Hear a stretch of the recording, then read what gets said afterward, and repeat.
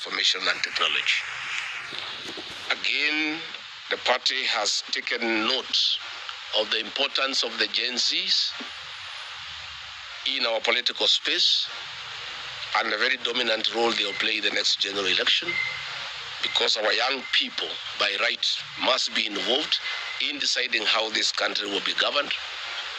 The party has an organ called the Student Caucus, and to represent the students in that caucus, in the National Executive Council, the National Executive Council has appointed Wilson Kanyago Dongo of Daystar University to represent the Students Caucus. Additionally, the National Executive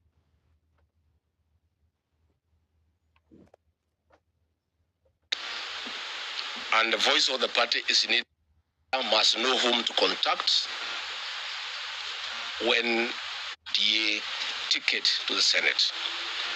Our lawyers are looking at the legal implications, but Senator John Methu, for all practical purposes, is a member of DCP, and he will start acting from today as the Secretary General designate and be the spokesperson of the DCP party on all matters starting today.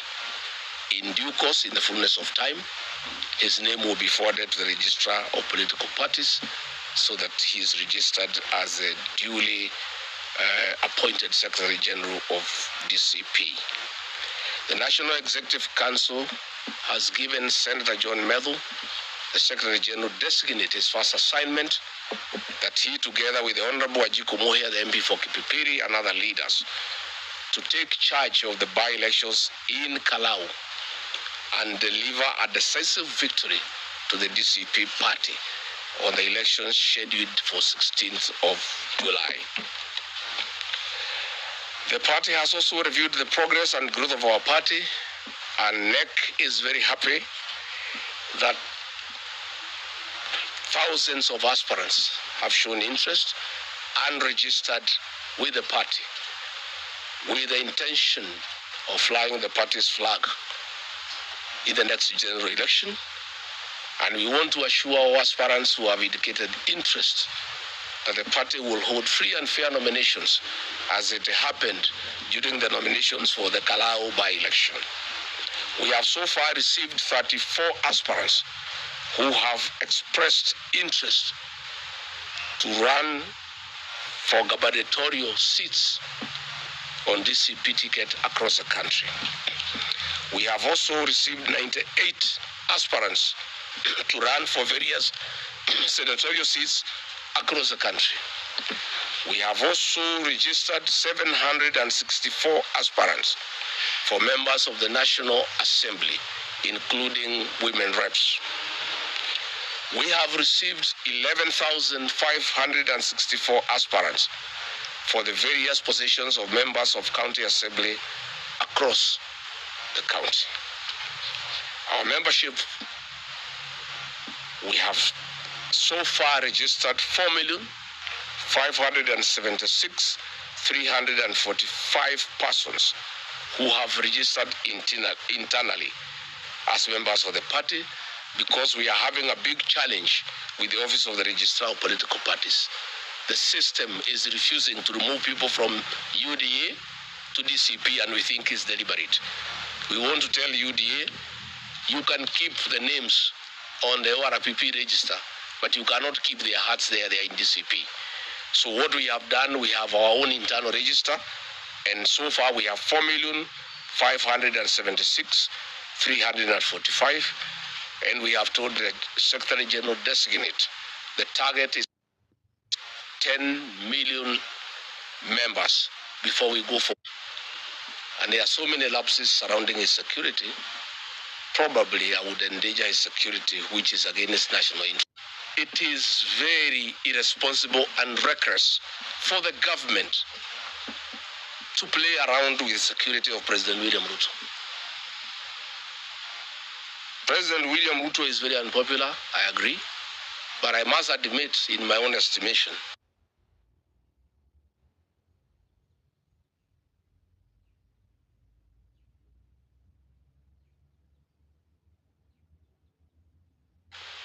there will be political instability in this country. I, Rigathi Gachagua, do not want instability in this country. We have no other country and we don't want instability. We want William Ruto to be safe. We want William Ruto to be alive and to be well. We want to have the opportunity. The problem of the security of William Ruto is that he has a CS interior who is naive, childish, and juvenile.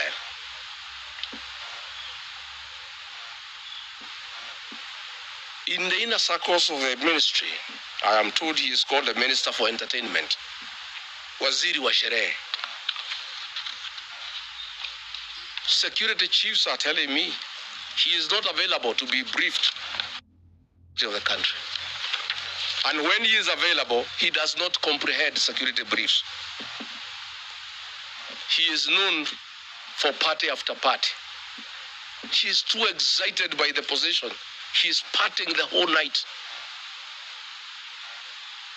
And security chiefs cannot reach him.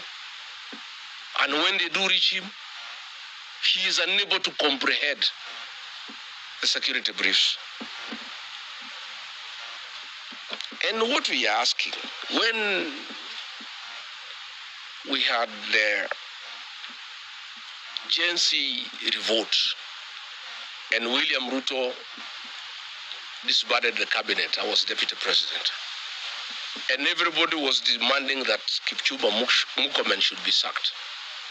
William Ruto asked me whether he could appoint him as CS Interior.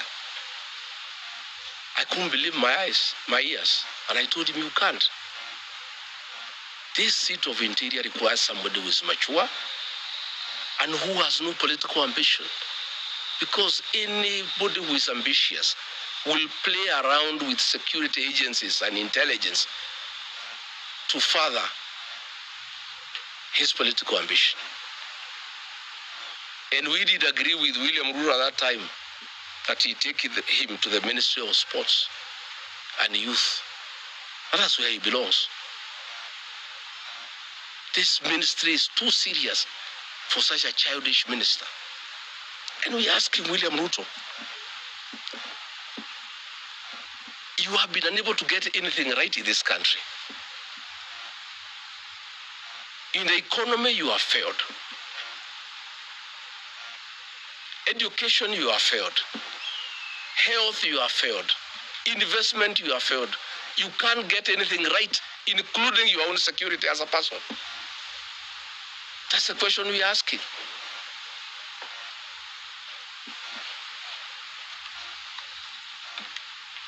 We're asking, are Kenyans safe?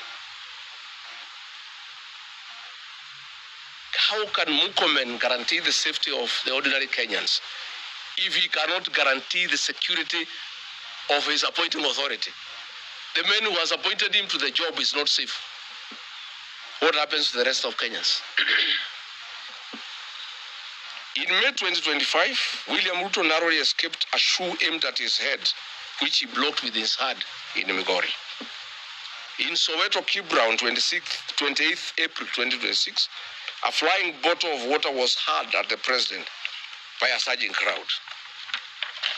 6th February 2026, another young man ran to him in Mombasa. His whole security, the inner cordon, the outer cordon, the whole security architecture around the president yesterday was caught flat-footed. The same happened again in Wajir. And people are asking, if the president of Kenya is not safe, who is safe? I'm wondering, where was the AD camp? Because I've had the benefit of undergoing paramilitary training in my earlier years.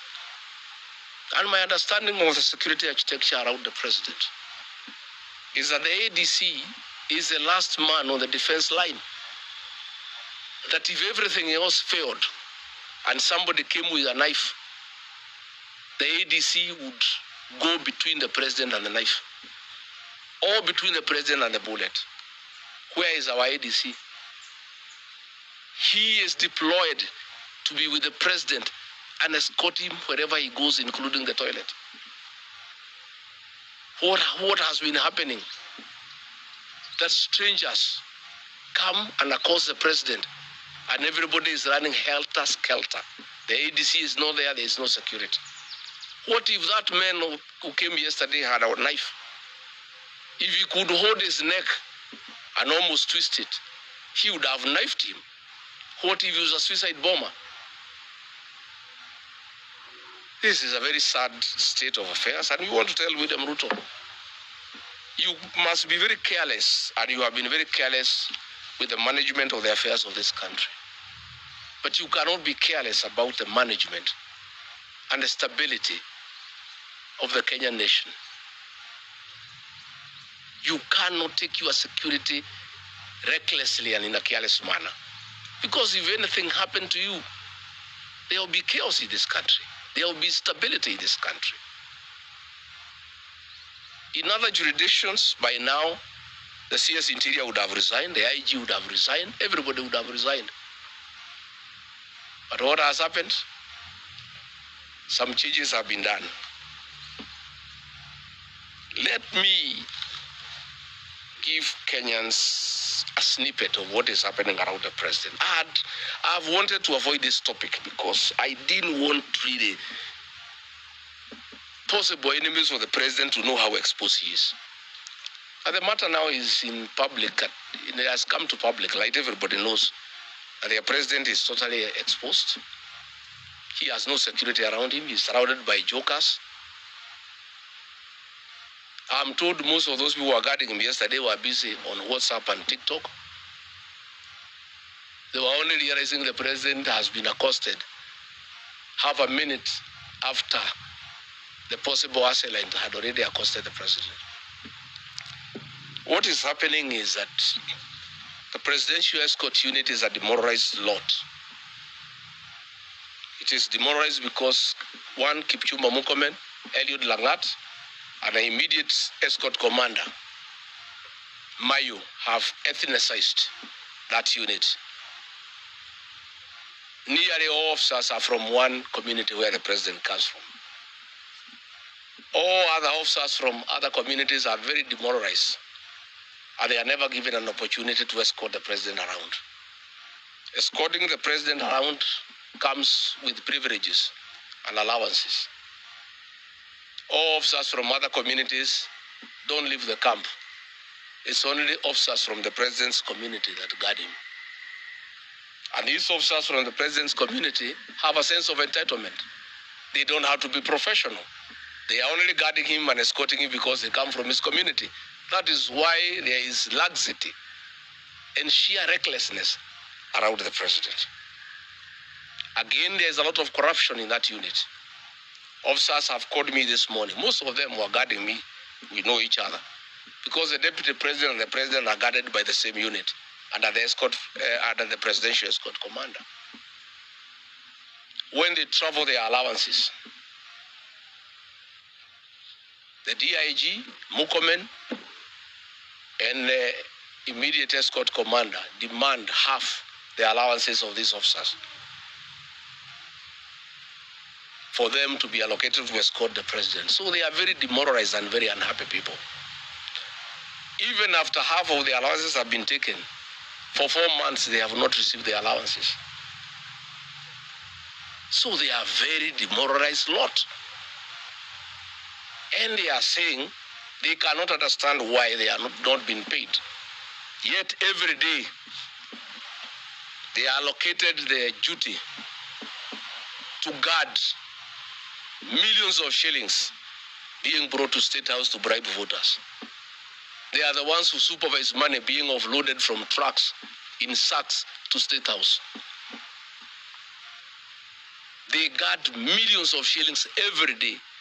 They see the president bribing people with millions every day, yet they have no money in their pocket. They have not been paid their allowances. That is why they are not bothered with the security of the president. They really don't care.